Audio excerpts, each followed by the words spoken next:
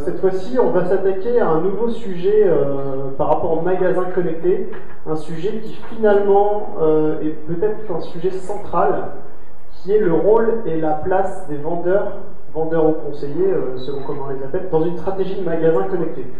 Et pour ça, j'ai le plaisir d'accueillir donc trois intervenants. Le premier qui est François Chevalier de la société Fora, Fabien Puissard de Laser Contact et Benjamin Aydan de Salomon. Je vais commencer par me tourner. Donc merci déjà d'être là, parce qu'il y en a qui viennent de loin. Donc Salomon, Annecy, je crois, Fabien de Poitiers, et Fora plus près quand même. Mais c'est très très bien. Voilà. Donc je vais demander à François de se présenter. Fora. Donc bonjour, je représente le cabinet Fora Formation, donc installé à Ouascal, un cabinet qui est expert en formation commerciale et managériale. En quelques mots, pour présenter Fora, qui existe depuis 1981, intervient pour les équipes en point de vente, donc on est une quinzaine d'intervenants. La particularité de Fora est double. La première, c'est que Fora dispose d'un service de R&D, ici représenté par Pascaline de River, et ce service nous permet en permanence de suivre et les évolutions du consommateur, l'intégration des nouvelles technologies, et on en parle depuis ce matin. L'autre particularité de Fora, c'est que l'ensemble des intervenants est issu du monde de la distribution et donc a cette propre expérience d'avoir travaillé à la fois au contact des clients et où exercer cette fonction de manager. Fora intervient pour donc, les entreprises de la distribution. Je suis chez Fora directeur de projet vente et relations clients, ce qui me donne en l'occurrence l'occasion d'intervenir pour des enseignes comme Lacoste, comme King Jouet qui a été cité ce matin. Je suis intervenu aussi pour Milanga, mais également des enseignes de services comme Ford, Carglass ou encore Split. Très bien, merci. Donc Fabien, est-ce que tu peux te présenter Laser Contact? Bonjour à tous, donc Laser Contact c'est un incurseur, une société qui gère pour le compte de tiers des services consommateurs, des services clients, des hotlines. Nous sommes une entreprise qui existe depuis 1999, à l'origine d'un spin-off entre de Laser Cofinanga pour ceux qui connaissent.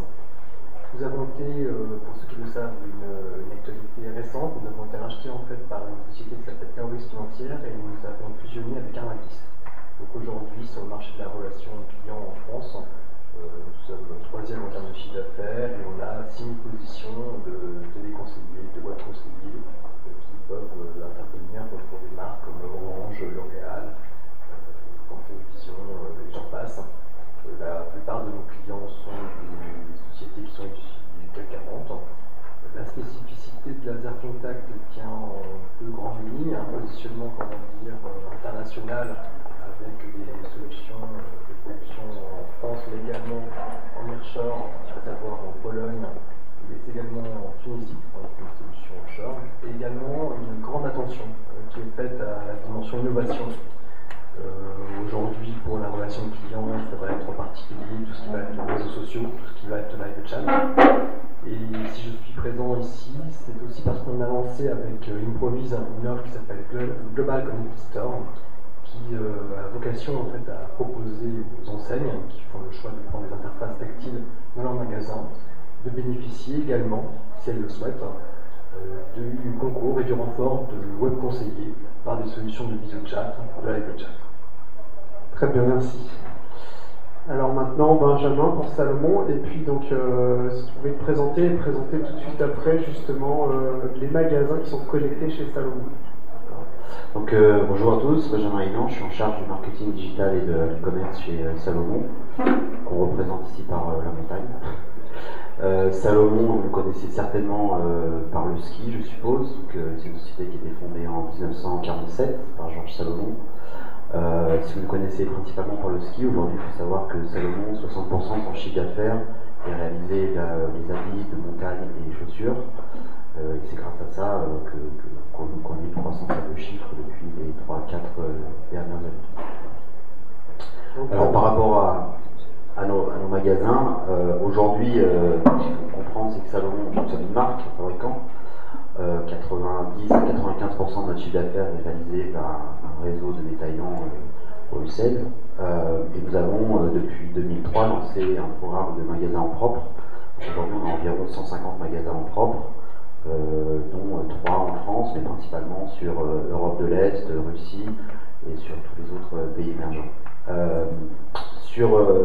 Sur ces nouveaux magasins, donc lancé en 2003, on a lancé l'année dernière ce qu'on appelle une V2 de nos magasins, nouveau format, dans lequel le digital prenait une place beaucoup plus importante. 2 dispositifs. Première chose, ce qu'on appelle le wall, un grand mur d'images tactiles, à peu près de la taille de ceux que vous voyez tout derrière. Globalement, l'idée sur ce wall est d'accéder à la marque, c'est-à-dire que tous nos contenus, on produit beaucoup de contenus, des brand content, que ce soit sur du ski, sur du trail et autres, et poussé sur ce mur. Donc l'avantage, c'est que ça permet aux consommateurs qui se baladent dans le magasin de découvrir les fiches de nos athlètes, les dernières vidéos, les derniers tweets, les dernières réactions de la communauté sur Facebook, les derniers produits, bien évidemment. Donc voilà, ça c'est la partie wall. Ensuite, il y a une partie kiosque. Là, aujourd'hui, on a un dispositif entre 1 et 2 kiosques par magasin.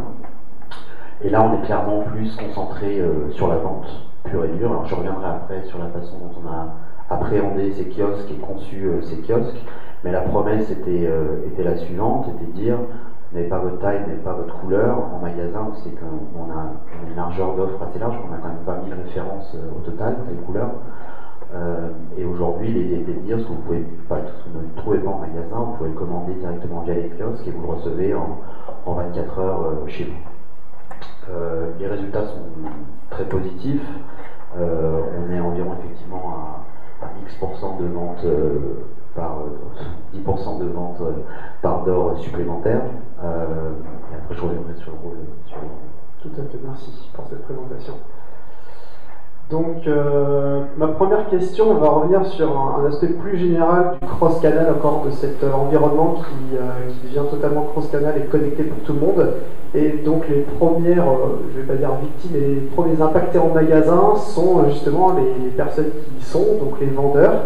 Et je vais demander à François de nous dire comment justement ces vendeurs aujourd'hui appréhendent ce qu'on appelle le commerce connecté, cette nouvelle notion de cross-canalité. Pour répondre à cette question, donc ça fait 9 ans que je travaille donc chez Fort Information et que ça fait 9 ans que je rencontre des vendeurs, surtout des secteurs d'activité différents. Et je voudrais commencer par vous lire le contenu d'une affiche qui figurait sur la vitrine d'un magasin de chaussures. Donc, contenu qui a été pris en photo, et comme la photo était de mauvaise qualité tout à l'heure, j'ai choisi de non pas l'afficher, mais de vous la lire. Nos chaussures sont à la disposition de nos clients uniquement. Nous ne sommes pas le salon d'essayage d'Internet. À ceux qui préfèrent donner leur argent à des sites web plutôt que de faire travailler leur commerce de proximité, assumez votre choix jusqu'au bout. Au lieu de mettre vos pieds dans nos modèles d'expo pour connaître votre taille, adressez-vous à votre ami la souris et enfilez donc votre disque dur pour voir. Alors, je crois que je l'ai, cette pancarte. Juste une petite parenthèse. Je crois que dans la conclusion, alors c'est la magie de notre petit outil de manipuler, voilà, c'est cette pancarte-là. Absolument. Voilà. Alors j'ai choisi de démarrer de cette façon-là, aussi pour introduire une partie des réponses que je voulais apporter, notamment un titre qui est volontairement impertinent, qui est de se poser la question: est-ce que les vendeurs sont déconnectés aujourd'hui? Je pense qu'il faut revenir sur une réelle difficulté qui est la complexité du métier de vendeur.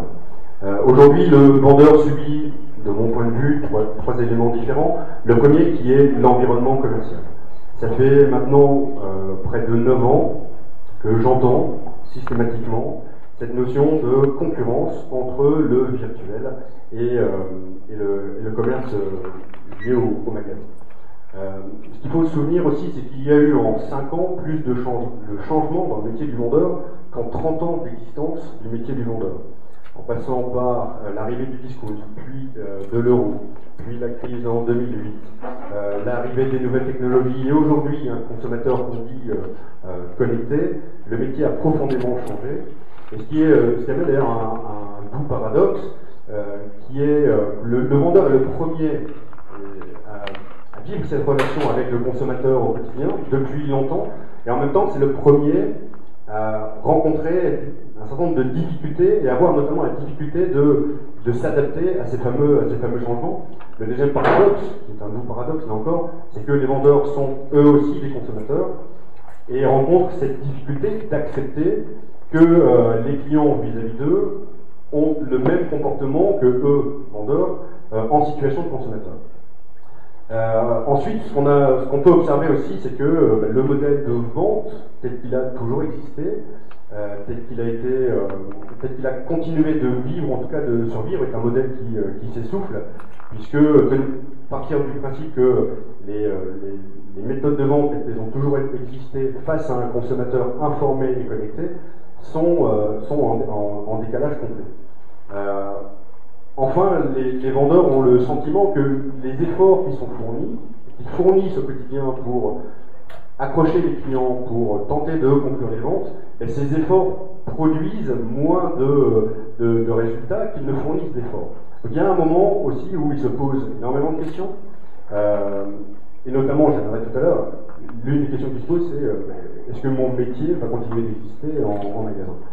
Ce que le vendeur subit aussi aujourd'hui, c'est le client. Enfin, subit, j'entends par là son évolution, et pas uniquement les difficultés de la relation avec le client.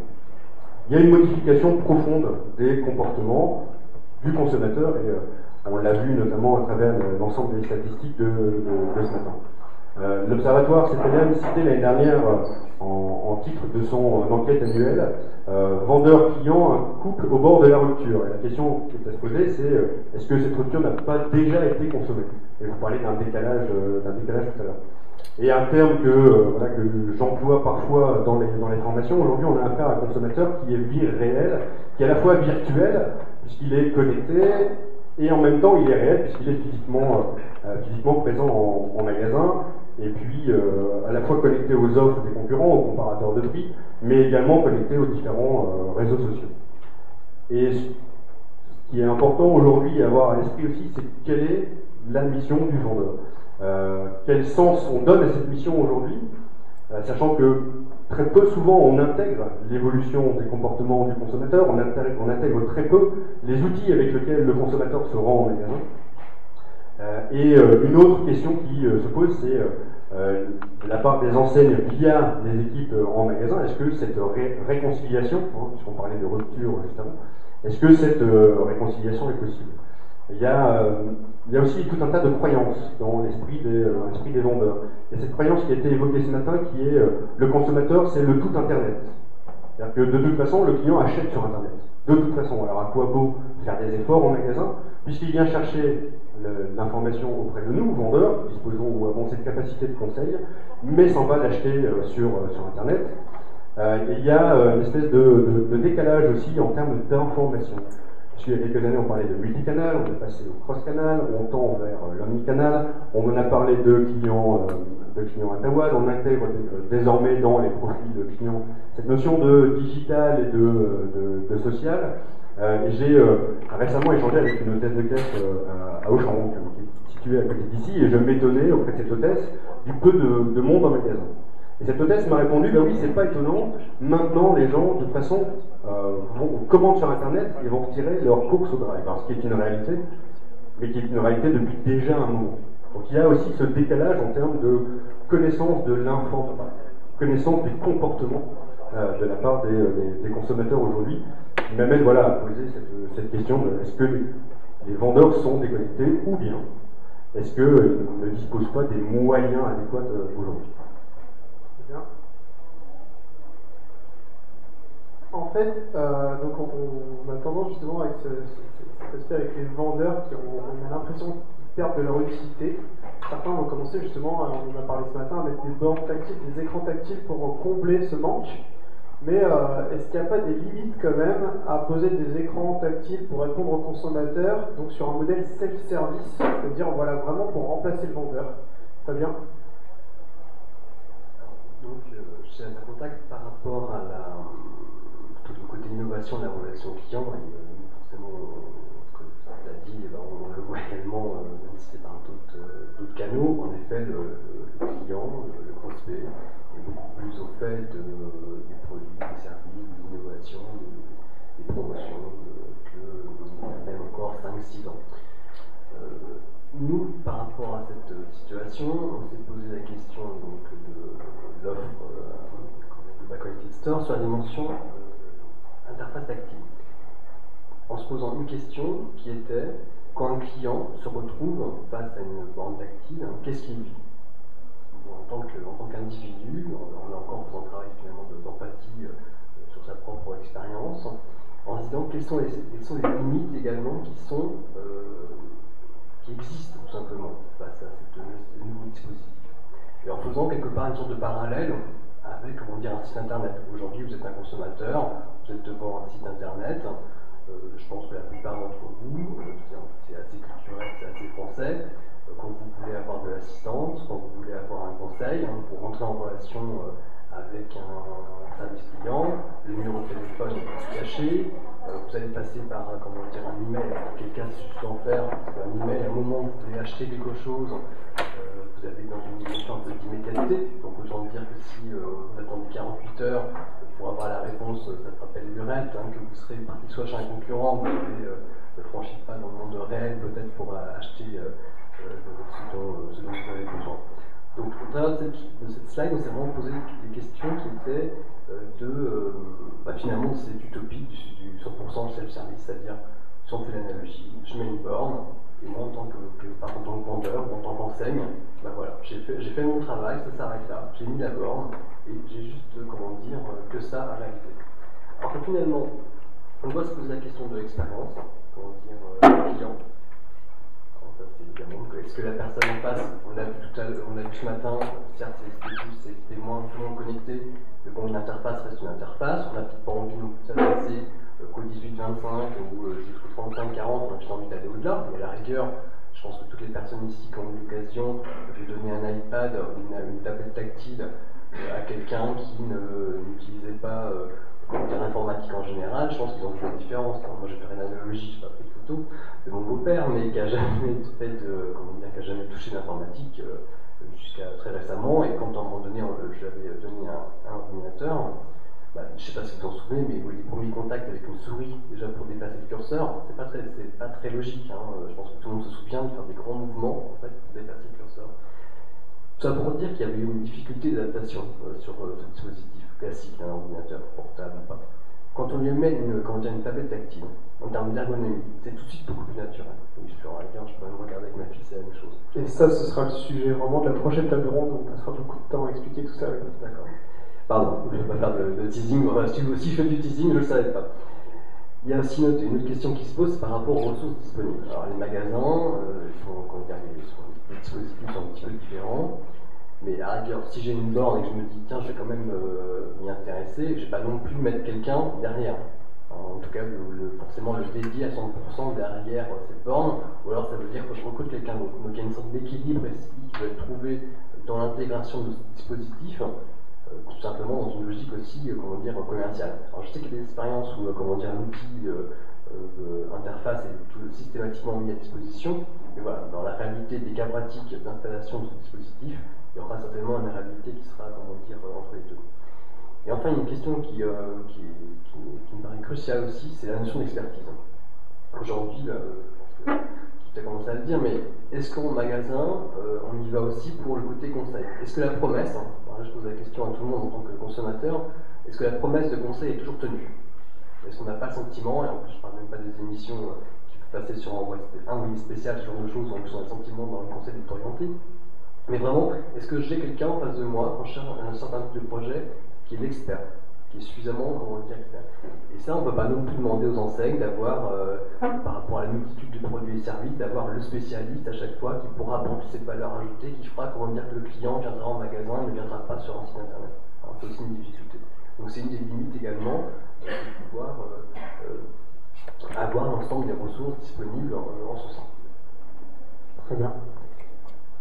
Alors, Benjamin, on va revenir sur les magasins connectés de Salomon. La question, c'est pourquoi est-ce que vous êtes lancé justement dans ce projet de magasin connecté? Quelle était la genèse de ce projet? C'est tout marqué. Ça allait de pair avec une nouvelle itération de nos magasins en propre. Donc digital à la fois comme expérience de marque via le grand écran et à la fois comme outil de vente via les kiosques. Maintenant, je reviens un peu sur ce que tu disais tout à l'heure, c'est aussi dans une démarche de cross-canal. C'est-à-dire que nous, aujourd'hui, on a effectivement lancé l'e-commerce il y a 2 ans maintenant. L'année dernière, c'était les kiosques dans le magasin en propre. Ensuite, il y aura certainement les kiosques dans le reste du réseau. Et pour arriver au nirvana qui est la vue 360 du consommateur, mais aujourd'hui, notre parti pris est de dire l'e-commerce, c'est une option parmi d'autres. Et l'objectif, c'est de donner aux consommateurs la possibilité d'acheter le produit. Je rejoins aussi sur le fait de dire en magasin, attention, alors certes, on a quand même aussi les l'offre, on a quand même le service, on a quand même l'expertise, et aujourd'hui, c'est ce que permet ce genre d'outil.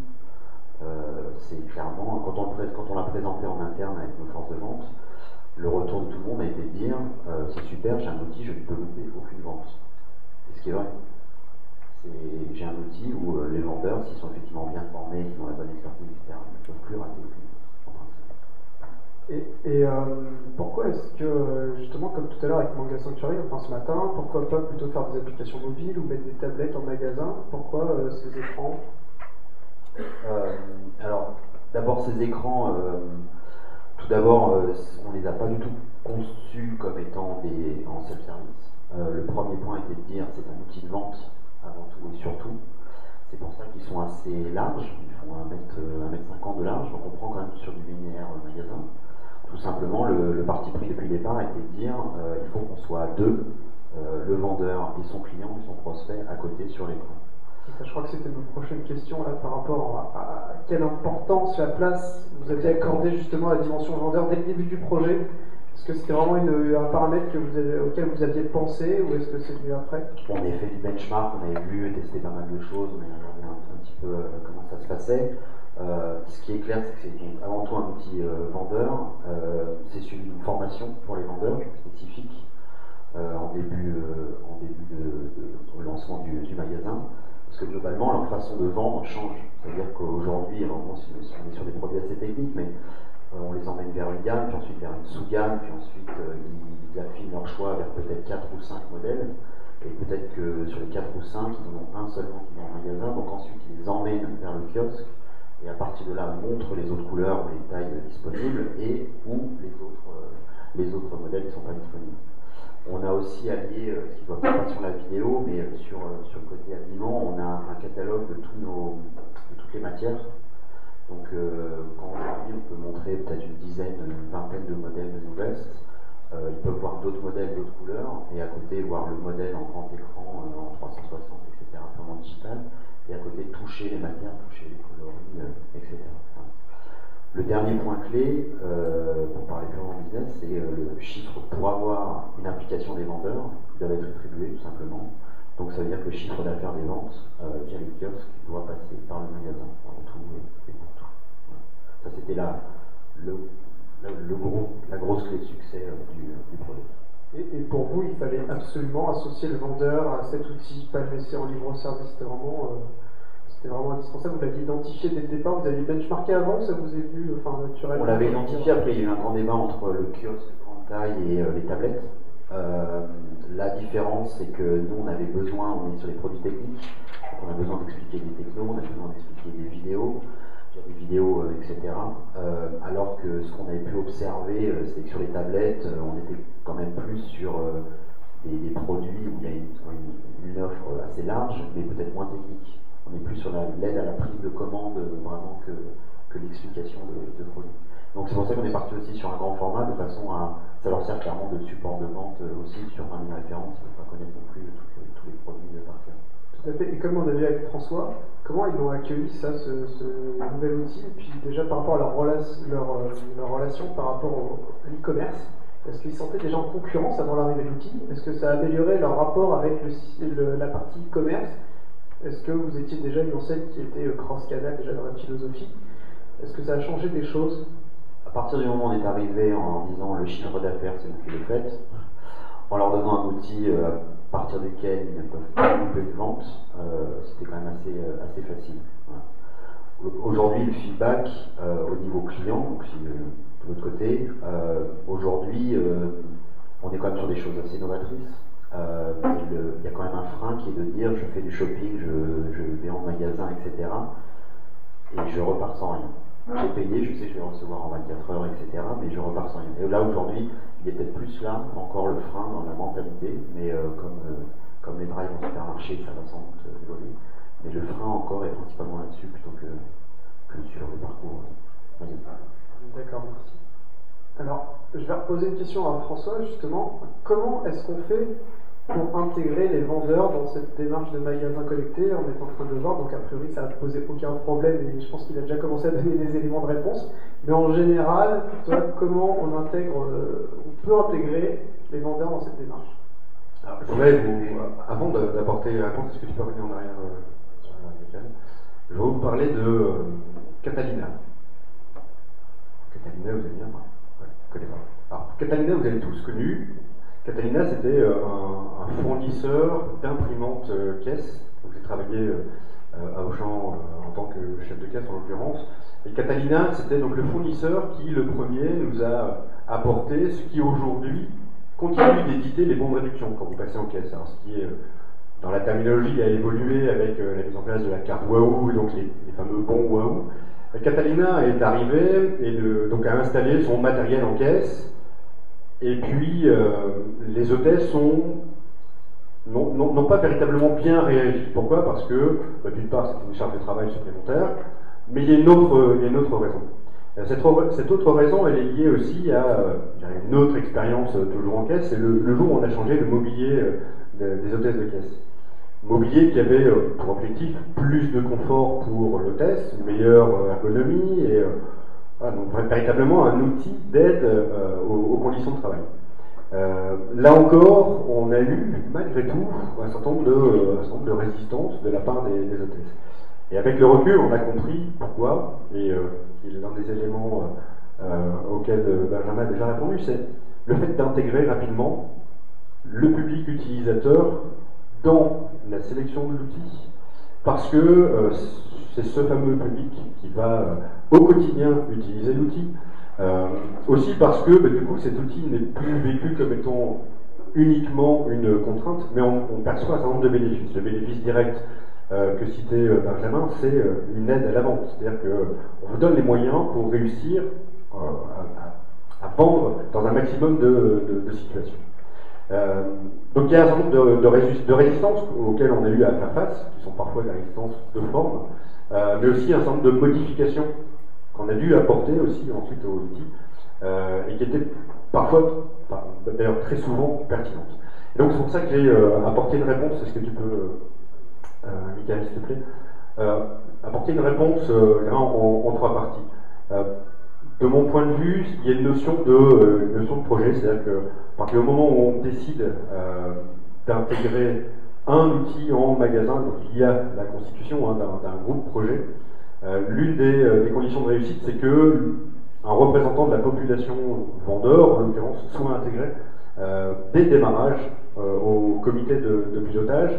Il deviendra, ou en tout cas sera aussi un relais entre le comité de pilotage et le terrain, voire même un référent auprès du fournisseur, parce qu'il aura la capacité de faire un certain nombre de remontées pertinentes quant à l'utilisation, quant à l'ergonomie de l'outil. Et puis, on sait aussi, alors c'est à la fois dans la pédagogie, mais dans la gestion d'équipe, qu'à partir du moment où la solution, ou une partie de la solution vient des personnes concernées, l'appropriation est beaucoup plus rapide. Il y a une deuxième partie, après, cette notion de projet qui est, elle, au sein de l'entreprise. J'y vois une opportunité, une réelle opportunité, de rapprocher à la fois les équipes marketing et les équipes opérationnelles. C'est vrai que très souvent, en magasin, il est courant d'entendre que ça c'est encore une décision des services centraux, c'est encore une décision de la centrale, mais pour le mettre en application en magasin, c'est impossible. Aussi parce que, entre l'idée qu'on se fait au démarrage du projet et la réalité au quotidien de l'utilisation de l'outil, il y a un monde, et que ce monde, c'est le quotidien des vendeurs. On en parlait, j'en parlais aussi tout à l'heure, c'est redéfinir la mission du vendeur. Et est-ce que le vendeur devient, entre guillemets, un simple conseiller? Est-ce qu'au contraire, le vendeur retrouve toute sa place de vendeur, puisqu'on met à sa disposition un outil de concrétisation des ventes et du passage client en magasin? On a souvent rencontré, ou j'ai souvent rencontré, des vendeurs conseils, des conseillers de vente. Mais aujourd'hui, chacun est un peu perdu d'ailleurs dans la mission qu'il doit exercer au quotidien, et en tout cas la mission, ce qu'on attend de lui concrètement en magasin. Est-ce que je suis là pour conseiller, ce qui par exemple convient bien aux vendeurs FNAC? Est-ce qu'aujourd'hui je suis là pour vendre, et ce qui leur convient nettement moins bien? Ça c'est une question aussi de culture d'entreprise. L'autre élément pour moi qui est important, c'est voilà, la réponse concrète sur le terrain au quotidien pour les vendeurs, puisque l'outil est une opportunité pour élargir l'offre qu'on met à disposition des clients et leur mettre à disposition une offre complète sur le point de vente. Un autre élément qui est important, et ce matin il y a un tweet qui est passé qui était plaisir et émotion, hein, les grands oubliés de la relation client en magasin. L'outil est aussi une opportunité pour rapprocher le vendeur et le consommateur. Et puis c'est une nouvelle interaction dans la vente, puisqu'il y a l'interaction entre le vendeur et l'outil, entre le client et l'outil, mais aussi et surtout une interaction entre le vendeur et le consommateur, qui à un moment, et je crois que c'était toi qui parlais de promesses, on entend beaucoup parler d'expérience, on entend beaucoup parler de réenchanter l'expérience client, mais il y a aussi une forte attente aujourd'hui qui est que l'ensemble des enseignes tiennent leurs promesses. La promesse marketing que moi, consommateur, je la retrouve et je la vis concrètement en magasin. Et l'outil, en tout cas cette nouvelle forme de relation, ce rapprochement avec le consommateur, est de facto une opportunité à saisir pour répondre à cette fameuse promesse. Fabien, je voudrais te demander justement quels sont les atouts de la relation client à distance pour spécifiquement justement ce magasin connecté. Ah oui, je peux paraître un petit peu détonnant en fait dans l'explication, parce qu'en gros je suis en train de dire, enfin, je pourrais donner le sentiment que finalement on n'a pas besoin des vendeurs. Je crois pas du tout. Je crois que justement en fait c'est plutôt pour tenir la promesse en l'occurrence. Pourquoi? Parce que à moins d'avoir une généralisation complète du dispositif, qu'il y ait des effectifs adéquats. Donc potentiellement, même dans le cas de Salomon, c'est non seulement j'ai un mur digital, mais potentiellement je vais avoir 2, 3, 4, 5, parce que dans les pics à un moment donné, les soldes, avant de partir en vacances d'hiver, ce genre de choses, voilà, il faudra des effectifs et des dispositifs adéquats. Je pense qu'aujourd'hui on est au début justement de la mise en œuvre de cette généralisation, donc ce n'est pas encore le cas, et rien ne dit que le ROI existe justement à démultiplier un dispositif par vendeur. Quand je dis ça, je mets tous les bémols les limites aussi, entre vendre une voiture chez Peugeot et vendre des choses dans une épicerie ou un truc chez Fauchon par exemple, c'est tellement différent, on ne tellement pas la même chose, il n'y a tellement pas les mêmes marges, les mêmes chiffres d'affaires. Il faut aussi à un moment donné voir qu'on parle de magasins connectés, d'enseignes, de produits, mais il y a une variété quand même de magasins qui existent. Donc je pense que c'est aussi pour ça qu'il faut comprendre, en tout cas se projeter avec sa propre spécificité dans le dispositif. En tout cas, pourquoi la relation client à distance? La relation client à distance pour deux raisons. Un, pour une notion de satisfaction de client, ça c'est le credo, c'est notre credo, c'est les mots-clés de la promesse bien entendu. Et notion évidemment de création de valeur, parce que l'idée c'est pas tout simplement, ce n'est pas que de apporter des conseils, c'est aussi de pouvoir faire en sorte que le chiffre d'affaires, que le nombre de ventes, augmente. Donc, dans la partie satisfaction client, si j'ai la possibilité, parce que j'ai un vendeur qui est déjà avec quelqu'un, et on le sait tous, plutôt que d'attendre, plutôt je le mets en situation où je vais à l'accueil, donc entre guillemets presque de lever le doigt pour me dire quand il y aura quelqu'un qui sera disponible, qui pourra venir m'aider. C'est gênant pour le consommateur en train de demander, C'est gênant pour le consommateur qui est en train de demander un conseil, parce qu'il sent qu'il y a quelqu'un derrière lui. Alors pour peu en plus, il ne soit pas forcément sûr, qu'il a envie de poser X questions, genre sur un produit informatique, tout le monde va stresser. On ne parle pas évidemment du client, qui se dit que j'ai quelqu'un en face de moi qu'il faut que j'arrive à convaincre, que l'argument ça prend un certain temps, et j'ai quelqu'un qui entre guillemets trépigne derrière, ça serait bien aussi que je puisse faire quelque chose. D'ailleurs, j'ai une petite anecdote à ce sujet-là. On avait vu chez Milonga, donc on avait installé des bornes connectées chez Milonga. On avait demandé aux vendeurs si ça les intéressait de rajouter un bouton d'appel vendeur, des clients qui étaient sur les bornes et qui voulaient discuter avec un vendeur. Ils nous ont dit surtout pas. Parce que déjà, après, comment on va gérer aussi qui arrive en premier. Donc si je suis en train de discuter avec quelqu'un en vrai, il faut que je prenne l'autre en premier. Bah, il va penser aussi le client que dès que j'appuie sur le bouton, c'est à lui d'être servi en premier. Donc voilà, ça me faisait juste penser à ça. Non mais complètement, parce que c'est, on a tous vécu ça. Donc voilà, on peut se mettre aussi à la place du vendeur. Et, je pense que François, tu le vois aussi, c'est compliqué. Donc l'idée c'est en faisant appel à la relation client à distance par un système de live chat ou de visio. Donc visio, c'est comme de la webcam, demain avec les portables également, quand tout ce qui sera FaceTime, ce genre de dispositif va généraliser, de pouvoir finalement avoir un échange direct avec une personne qui n'est certes pas dans le magasin, mais qui va pouvoir délivrer et apporter, comment dire, un service, une information, de l'argumentation, comme si j'étais en magasin. Voire plus. Pourquoi ? Parce que c'est l'avantage du magasin, et là-dessus, je crois que tu l'as bien expliqué pour Salomon. Une boutique, elle n'a pas forcément, comment dire, tous les produits en stock, et elle n'est pas forcément non plus experte partout. Quand on voit également toute la stratégie de certaines enseignes à faire des des micro-magasins pour continuer à garder un contact, forcément si je suis un micro-magasin, je n'aurai pas le stock d'un immense magasin. Mais je continue à avoir du lien. Voilà, c'est aussi des choses qui permettent de pouvoir, au travers de bornes, d'accéder à des produits qui ne sont pas là. Alors certes, il faudra lever, tu l'as dit tout à l'heure, le frein à je commande, je suis passé en magasin, je ne repars pas avec quelque chose, mais en tout cas, j'ai quand même acheté. Voilà, c'est des choses qui sont intéressantes. Les soldes également, les moments de pic. Alors là, j'ai tout le monde qui est pris, donc voilà, j'ai la possibilité d'avoir un renfort derrière une borne. Je vais derrière une borne et j'ai quelqu'un qui va pouvoir m'aider. D'accord, je peux mettre plusieurs bornes, je pourrais avoir plusieurs personnes qui pourront m'aider. Donc en gros, je démultiplie également les forces commerciales sur le sujet. Donc là, je pense qu'il faut imaginer le principe. Hein, vous êtes devant la borne, vous avez une caméra qui vous filme, vous avez un clavier virtuel qui apparaît, et vous pouvez échanger directement avec la personne. Et enfin, quelque chose d'intéressant aussi, toujours sur la satisfaction client. Imaginons, pour Salomon, il y a un expert en certains types de ski, sauf que cet expert-là, il est vraiment, énorme, mais vous n'avez pas eu le temps de déployer les formations à tout le monde, ou alors c'est vraiment extrêmement spécifique. Donc vous avez une seule personne pour 3-4 magasins, et ça va être composé En fait, on est déjà arrivé. D'accord.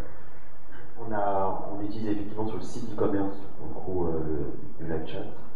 Et aujourd'hui, on a des consommateurs qui sont de plus en plus experts, voire même plus experts que certains vendeurs. Et donc, il nous est arrivé que des vendeurs nous contactent par le site e-commerce et par le live chat pour demander des réponses. Après, on n'a pas eu sur les magasins proprement d'effet de trafic trop important, ce qui fait qu'on ne pouvait pas faciliter les ventes, mais sur le live chat, on a déjà des qualités en face. D'accord. Bon. On ne s'est pas concerté avant, ça pourrait paraître, non, c'est pas le cas. Et donc évidemment, une démarche également de création de valeur. Si j'ai plus de force de vente, j'ai des chances quand même que j'augmente mon nombre de ventes et donc mon chiffre d'affaires, donc mon résultat.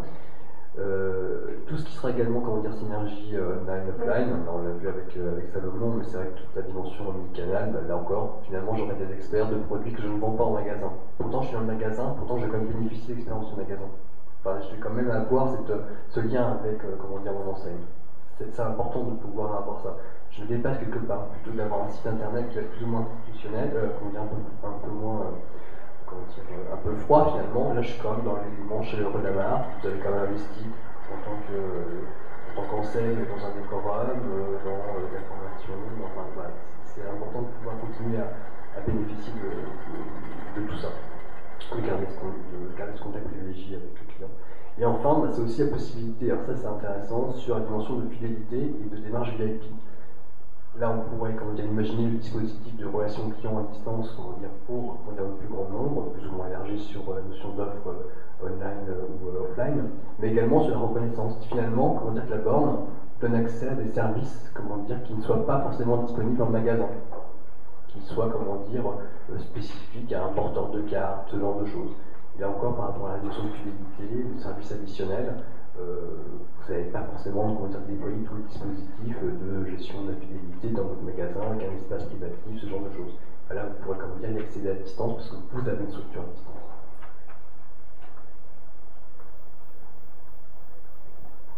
Oui. On va revenir si on reprend ça. Donc tout ça, il y a de nouveaux outils, des nouveaux usages, mais justement, est-ce que les vendeurs sont prêts à utiliser tous ces nouveaux outils du magasin? On a parlé d'écran, on a parlé éventuellement de, pourquoi pas, de se coupler avec de la relation client à distance pour combler justement des moments de surcharge de vendeurs, les tablettes, etc. Est-ce qu'ils sont prêts à utiliser ces outils connectés aujourd'hui? Alors, il y a de nombreux avantages qui ont été présentés précédemment. J'aurais tendance à dire oui, sous condition. Il y a une condition qui, à un moment aussi, va intervenir, c'est la culture d'entreprise. Je vous ai cité tout à l'heure rapidement un exemple qui est la FNAC. Mettre en place ces outils-là au sein des magasins FNAC sera beaucoup plus complexe que de l'installer par exemple chez King Jouet, où on aura spontanément affaire à une forte résistance de la part des vendeurs FNAC, contrairement à l'état d'esprit des magasins King Jouet. Il y a une autre condition, en tout cas, qui apportera une réelle valeur ajoutée à la fois aux vendeurs, aux clients et au réseau, c'est d'entrer dans une démarche continue de connaissance produit. Tu l'avais cité tout à l'heure à juste titre, certains clients sont ou plus experts sur les produits que les vendeurs, ou un temps d'avance, ou voilà, sur une gamme bien ciblée. Je prends un exemple dans le milieu du jouet, qui est les voitures radiocommandées. Si on n'a pas cet expert sur place en magasin, il est effectivement extrêmement compliqué d'apporter une réponse. Donc je pense qu'il est temps aussi d'entrer dans cette démarche continue de formation produit. J'ai en tête aussi un opticien qui est connu, dont on voit les pubs en ce moment, dont je ne peux citer le nom, qui est en train de développer d'ailleurs une tablette, pour le coup, d'aide à la vente et au diagnostic lorsque c'est pas un patient, le client se présente au magasin. Enfin, il était patient avant. Je pense qu'il y a aussi une autre notion, c'est que le vendeur raisonne, c'est ce que j'ai noté, c'est un raisonnement global contre local, c'est-à-dire que je suis certes vendeur dans un magasin de 700 ou 800 mètres carrés, j'appartiens malgré tout à une entreprise qui a une stratégie commerciale que je connais parce qu'elle m'a été communiquée ou redescendue, pour laquelle on me donne les moyens de l'appliquer. On parlait de promesses tout à l'heure, on parle aussi le consommateur est en attente d'un certain nombre de valeurs aujourd'hui dans la relation client, dans la relation avec le vendeur et avec les entreprises. Donc que je n'ai pas à l'esprit que je suis entre guillemets un petit vendeur dans un petit magasin dans une petite région, et donc raisonner, accompagner les vendeurs dans une autre dimension. Et ça passera aussi par la redéfinition, je pense, de la mission, ou redonner un sens à la mission de vendeur. Ça passe aussi par l'acceptation que le retour en arrière est impossible. C'est-à-dire qu'on ne pourra pas demain modifier et revenir 10 ans en arrière en un comportement d'achat. On ne pourra plus éviter au consommateur d'être informé, on ne pourra plus éviter que le consommateur compare les enseignes entre elles, utilise des comparateurs de prix. On ne pourra pas, à moins peut-être de rédiger une nouvelle affiche à l'entrée des magasins, sur les vitrines, merci d'éteindre vos portables en entrant chez nous. On ne peut pas modifier les comportements. Donc il y a un moment où il faut aussi accompagner les vendeurs, donc j'accepte à la fois une difficulté, mais j'accepte que on ne revienne pas en arrière et on va de l'avant et on écrit, on construit ensemble une nouvelle relation client. Un point clé de notre point de vue, enfin de notre point de vue, c'est partagé ici puisqu'il a été mis en place chez Salomon, mais c'est vrai qu'on a chez Fora régulièrement interpellé les entreprises sur le sujet. Quid de la rémunération? C'est-à-dire qu'aujourd'hui, les vendeurs ont une part variable sur les ventes, mais si j'aiguille ou j'accompagne un client pour qu'il réalise son achat sur le site marchand de l'enseigne, où s'en va le chiffre, parce qu'à un moment il est réaffecté en magasin en règle générale, dans le rayon, et moi dans l'histoire, qu'est-ce que je gagne? C'est-à-dire que pourquoi est-ce que dans un environnement qui ne m'est pas favorable, je ferai un effort pour faire acheter à un consommateur sur un site qui n'a rien de réel, alors que moi j'y gagne rien du tout. Et là il y a une réelle question à se poser, qui touche plus les RH aussi, parce qu'on parlait de définition de fonction, dans la part variable intégrée, un moyen de mesurer tout l'accompagnement qui est fait vers le site marchand et la rémunération du vendeur en conséquence. Il y a une autre véritable opportunité, c'est de revaloriser. Alors elle n'est pas dévalorisée à nos yeux, mais je pense qu'aux yeux du consommateur, le vendeur a perdu de sa superbe. Il n'est plus celui qui détient l'information. Il ne fait plus partie des sources d'informations auxquelles le consommateur accorde spontanément de la confiance aujourd'hui. Il y a un tas de raisons, de tout ce qu'on peut entendre sur les conditions de fabrication, sur les politiques commerciales, sur tout ce qu'on a pu apprendre sur le fonctionnement des entreprises, qui, une fois arrivés aux oreilles du consommateur, décrédibilisent malheureusement le vendeur qu'il rencontre, alors qu'il s'agit plutôt d'un choix commercial qui a été fait quelques années auparavant. Donc on parle de réconcilier le vendeur et le client, on parle de réenchanter l'expérience client. On va revenir sur 3 mots-clés que j'ai retenus de la matinée. Le premier qui est la notion de cohérence. Donc on a bien un consommateur qui lui navigue sur tous les canaux et qui a un raisonnement global. On a parlé de continuité. Donc une fois arrivé en magasin, moi vendeur, je continue d'accompagner le consommateur dans son acte d'achat et dans la finalisation de cet acte d'achat. Et on parlait tout à l'heure aussi de notion de convergence, que le magasin soit bien ce lieu de convergence dans le parcours d'achat. La pile. Qui commence à faiblir un peu. D'accord, c'est bon. Je rajouterais juste un petit point, justement, il n'y a pas très longtemps, j'ai vu une émission, c'était Hervé Bloch, c'est ça, de Service Compris 2.0? Philippe Bloch. C'est Philippe Bloch, pardon. On l'a vu avec Maxence. Il disait, le neuneu, maintenant, il est passé de l'autre côté du comptoir, dans un magasin. C'est-à-dire qu'avant, celui qui devait là pour apprendre, pour avoir les conseils du vendeur, qui ne savait rien, c'était le client. Et aujourd'hui, c'est le client qui sait, et finalement, il a dit ça, c'est un peu fort quand même, de dire neuneu, il dit que neuneu est passé de l'autre côté du comptoir. Voilà, merci. Je reviens encore une fois sur Fabien, et il a commencé à y répondre tout à l'heure, justement, parce qu'on a voulu, sur cette table ronde, faire parler de François qui parlait vraiment des vendeurs physiques, et Fabien qui parlait de la relation client à distance.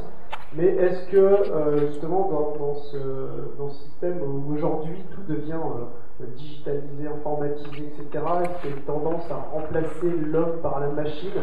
Est-ce qu'aussi avec la relation client, est-ce que les vendeurs, même, donc toi Fabien qui est dans la relation client à distance, est-ce que tu penses que les vendeurs risquent de disparaître totalement des magasins? Non, mais je crois que François a très bien dit ce qui est préalable. Parce qu'en effet, pour une marque, c'est important qu'il y ait des vendeurs, des gens qui représentent la marque finalement, qui donnent les éléments de conseil clés, qui vont donner justement les argumentaires aussi pour vendre, bien entendu. Mais par contre, quel niveau en face? Là où peut-être avant, il y avait toute la dimension de formation continue, ce genre de choses, aux produits et services qui pouvaient être plus ou moins légères. Aujourd'hui, il y a une exigence également interne des entreprises vis-à-vis de leurs vendeurs. Ça, c'est un préalable. Après, je pense que vous l'avez compris, de la façon dont on envisage, nous ici, la notion de relation client à distance, c'est pour une dimension de complémentarité, pour aller plus loin, pour garantir justement l'atteinte de la promesse. C'est pas à la place de. Encore que on pourrait imaginer certains dispositifs où une sorte où la borne, l'interface devient une sorte de petit magasin complètement autonome avec des vendeurs à distance, des conseillers à distance. Là, c'est juste un côté prospectif, on va faire un travail d'imagination. Je suis dans une boutique, dans une galerie marchande, je sais pas, Auchan, Carrefour, etc. J'ai Orange, j'ai Bouygues, j'ai SFR par exemple, qui ont des magasins, qui achètent des mètres carrés, ce genre de choses. Donc j'ai pas forcément d'espace supplémentaire. Quand je suis par exemple free, c'est un tracé. Je précise un travail qui est prospectif, il n'y a pas du tout de projet derrière. Mais à la rigueur, on pourrait imaginer quoi? On pourrait imaginer tout simplement qu'il y a une borne tactile, free, où justement vous avez la possibilité d'atteindre un conseiller free pour souscrire à un abonnement, ce genre de choses. Là, vous voyez par contre la force du dispositif. Vous avez créé une sorte de magasin complètement autonome en fait, qui représente, une marque, qui représente un produit, un service. Donc évidemment, dans ce cas-là, vous n'avez pas le vendeur, mais vous n'avez pas non plus le magasin tel qu'on l'entendait. C'est une sorte d'extension finalement physique de ce que pourrait être un site de e-commerce. Bon, ça c'est pour le travail prospectif. Pour revenir plutôt à la question qui était posée, donc pardon pour la digression.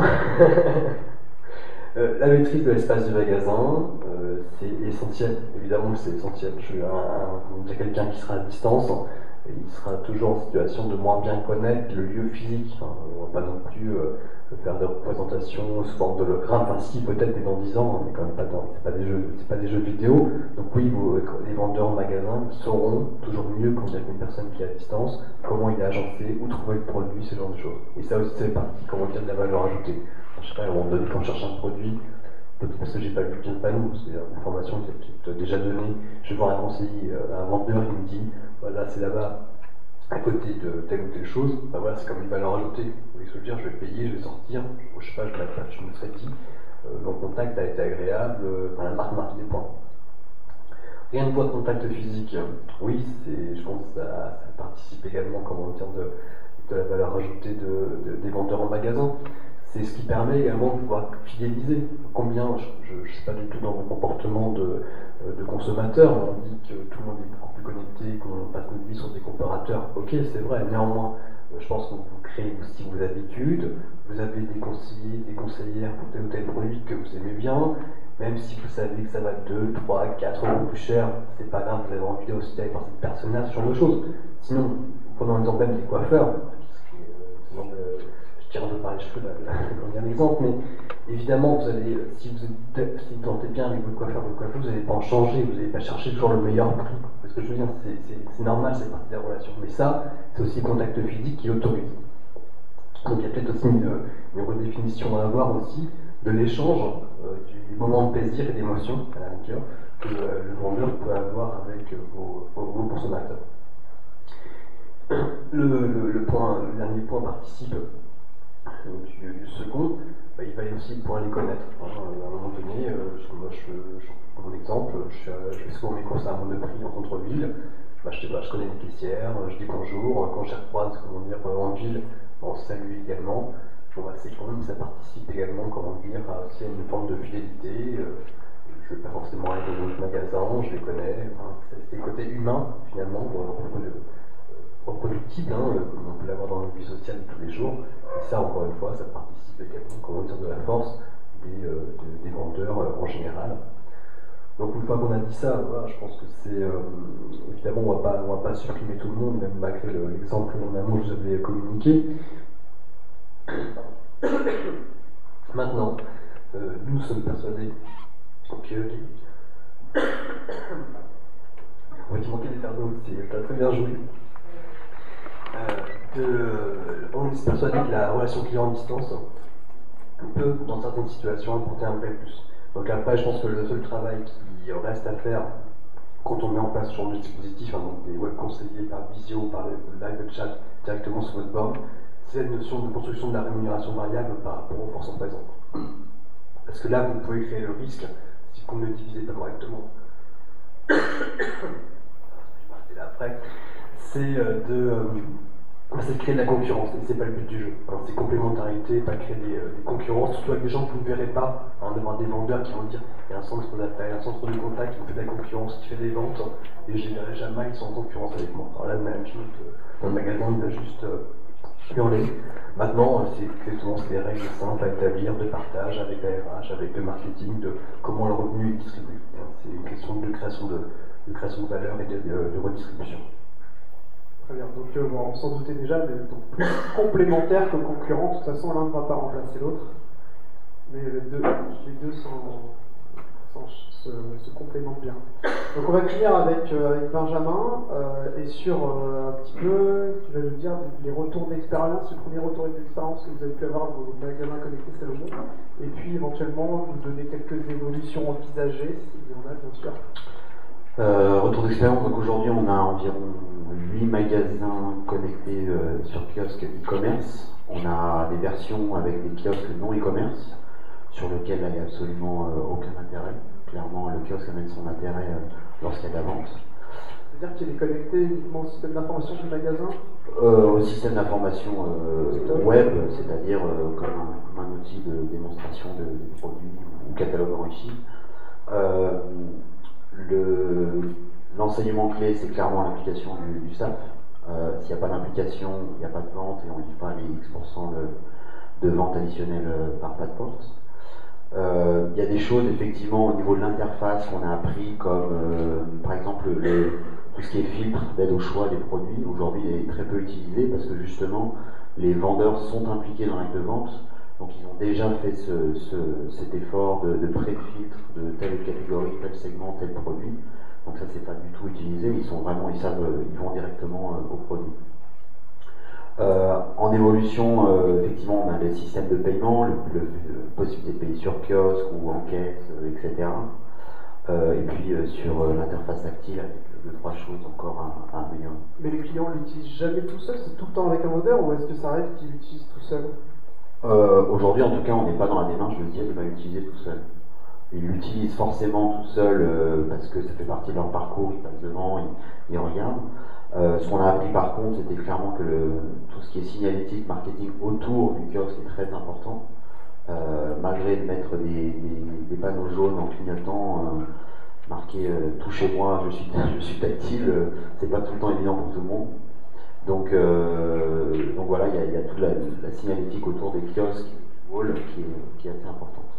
D'où le rôle du vendeur qui a renforcé justement l'usage de ce type de dispositif, parce qu'on a dit tout à l'heure, donc un écran comme ça, ça permet d'être un support pour le vendeur, mais d'un autre côté, le vendeur est aussi un support d'utilisation pour cet écran. Parce que s'il n'y a pas le vendeur qui est le premier utilisateur, on ne va pas trop s'en servir en fait. C'est pour ça qu'il y avait une question qui est passée tout à l'heure. Le métier de vendeur va juste changer. Il va changer, on va lui ramener plus de conseils, plus d'expertise, donc oui, il va falloir forcément qu'ils soient un peu plus formés et autres, mais le contact physique est absolument sera toujours nécessaire, et certainement encore plus qu'avant d'ailleurs. Il ne faut pas oublier que vente en ligne, c'est bien, c'est facile, mais il y a encore beaucoup de choses au niveau des services qu'on ne peut pas faire, les retours, etc. Ça, c'est des choses qui sont très rassurantes pour le shopper qui rentre dans un magasin, tout simplement. Sur les nouveaux, sur les nouveaux formats, effectivement, donc évolution de l'interface, certainement aussi de nouveaux formats en termes commercial, c'est-à-dire pas uniquement dans le magasin en propre. Et puis certainement des nouvelles formes de magasins qui vont naître. On peut imaginer, on a tous un petit peu vu ça, mais des magasins beaucoup plus petits, très expérientiels, avec un ou deux produits et tout le reste se passe par kiosque. Ou alors des schémas avec des magasins temporaires. Enfin, pour nous, sur des événements sportifs, on peut tout de suite imaginer comment ça peut être réalisé. Enfin voilà, je pense qu'il y a beaucoup de choses à faire, on est vraiment au début de tout ça. Merci beaucoup pour ce témoignage. Ah, Fabien, tu veux rajouter ? J'aurais juste commencé avec ce type de question en t'en posant une. Qu'est-ce que tu penserais en fait par rapport quand tu es distribué, en tant que Salomon, etc., de mettre une sorte de kiosque en fait au sein d'un distributeur? Ou c'est quelque chose que tu considères vraiment 100% entre guillemets ADN, comment dire, Salomon et entre guillemets espace Salomon? C'est ce qui arrive, c'est clairement sur lequel on est en train de travailler. Parce que la photo aujourd'hui, quand tu es distributeur, par rapport à c'est l'image qu'on avait tout à l'heure, qui est déposée en magasin par rapport aux chaussures, etc., c'est qu'aujourd'hui on a quand même pas mal de distributeurs qui souffrent d'internet, qui souffrent des revendeurs qui sont internationaux, qui vendent à des prix défiant toute concurrence n'importe quand, n'importe où. Et aujourd'hui il y a quand même une bonne opportunité avec ces kiosques de leur fournir des outils pour se défendre par rapport à ça. Et dans ces cas-là, tu mettrais des forces de vente, ce serait les forces de vente du distributeur qui seraient formées, ou c'est toi qui enverrais des forces de vente? Là, c'est propre à chaque business. Pour le coup, pour nous, c'est plus effectivement son distributeur qui fait propre forcément. Maintenant, la démarche de dire est-ce que c'est dans un environnement brandé Salomon ou pas, ça, c'est des choses sur lesquelles effectivement on travaille actuellement. Merci. Donc, comme Fabien, vous pouvez aussi poser votre question. Question?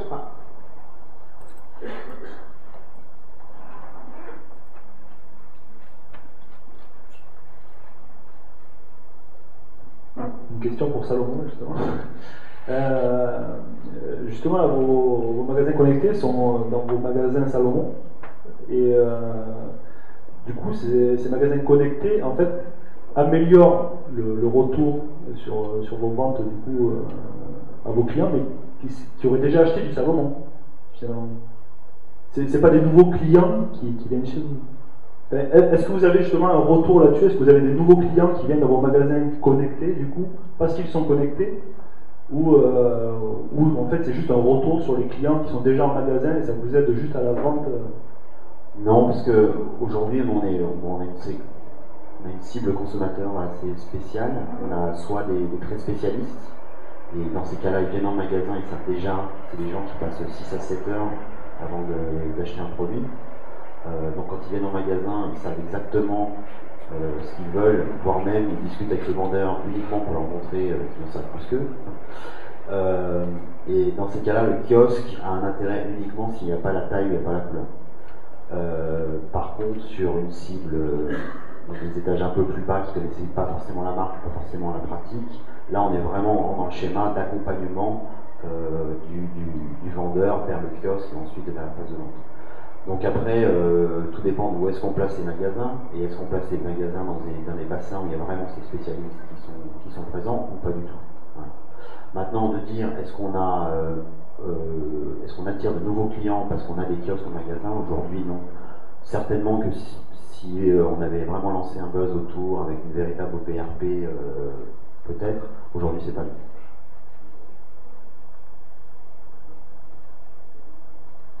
Une autre question? J'en ai vu qui sont passés tout à l'heure, je crois, sur Twitter. On va la reprendre. D'accord. Alors, c'était où? Il y en a, ouais, là, il y a l'histoire. Et là, il y a les SMS avec, c'est pour ça.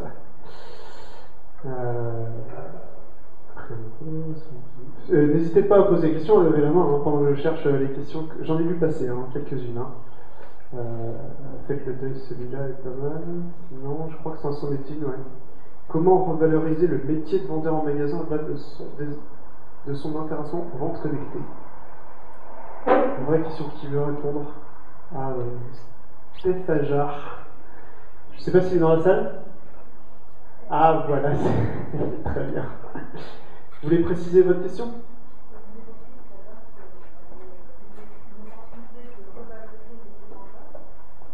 Ma question était de savoir comment.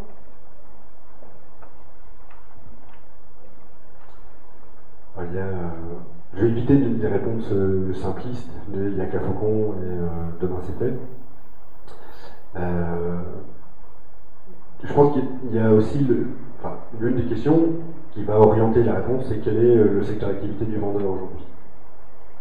Est-ce qu'on a affaire à un secteur d'activité du vendeur qui est très technique, très spécialisé ou pas? Puisque si je reprends l'exemple par exemple de Milonga ce matin, on a déjà dans le magasin des vendeurs qui sont passionnés, qui sont des musiciens eux-mêmes, et la relation client, dans la relation client, il y a cette possibilité déjà d'échanger sur la passion et sur l'utilisation de l'instrument.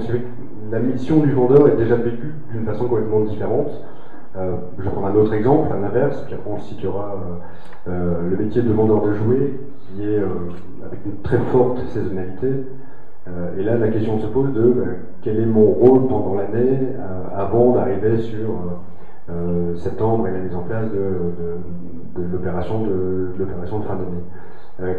Aujourd'hui, être vendeur en magasin, c'est au-delà d'une définition de fonction, c'est à quoi est-ce que je sers concrètement. Est-ce que moi, vendeur, je sais à quoi je sers? Est-ce que, pour prendre l'exemple dans la téléphonie, est-ce que ma raison d'être, c'est de vendre des lignes, des abonnements, ou bien est-ce que je participe à quelque chose qui est au-delà d'un simple renseignement ou une simple conclusion de la vente. Est-ce que le quotidien du vendeur, et là c'est plus en termes de management, est fait de voilà, tu dois ouvrir autant de lignes aujourd'hui, ou bien un accompagnement du type comment est-ce que aujourd'hui tu comptes relayer l'image de l'entreprise, les valeurs à travers la relation client, en utilisant, enfin à travers quel comportement, en utilisant quel type de vocabulaire par exemple. En quoi est-ce que les vendeurs sont impliqués aujourd'hui dans la vie du magasin? C'est-à-dire qu'au-delà d'être vendeur, est-ce que je participe à des projets transversaux? Ou est-ce que ma mission c'est A et B, enfin, mon métier c'est A et B, et puis c'est tout? En quoi est-ce que je suis sollicité par le management, par exemple, pour répondre à un certain nombre de problématiques qui se passent en magasin?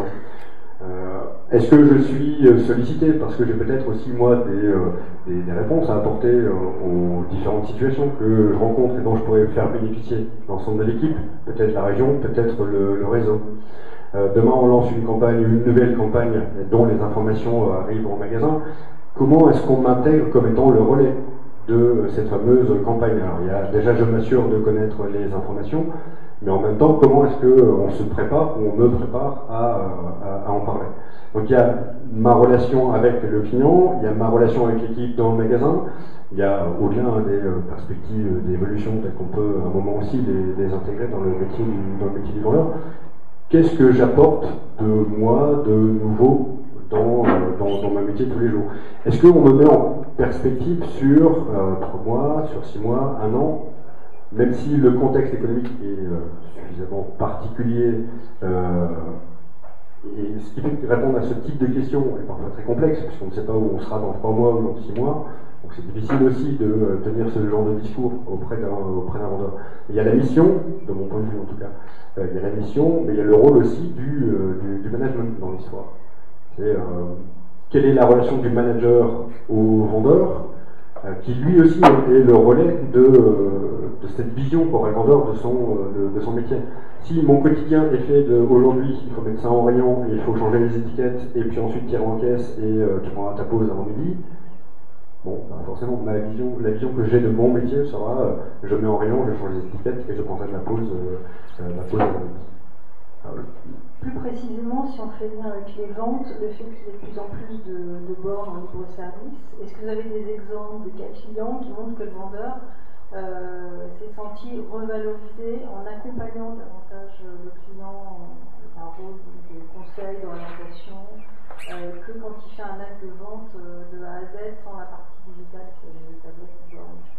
Je pense que, si vous me permettez, c'est plus de mon côté que viendrait partie la réponse. Même si je peux mettre en avant des points de vigilance.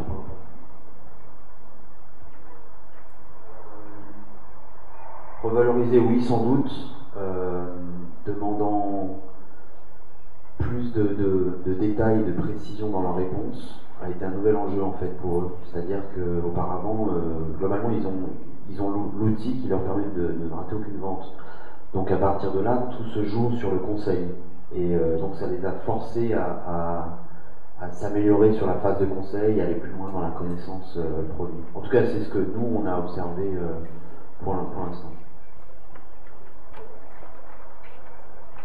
Si je peux me permettre quelques compléments, tu me dis en termes de timing aussi souvent lequel. Ouais.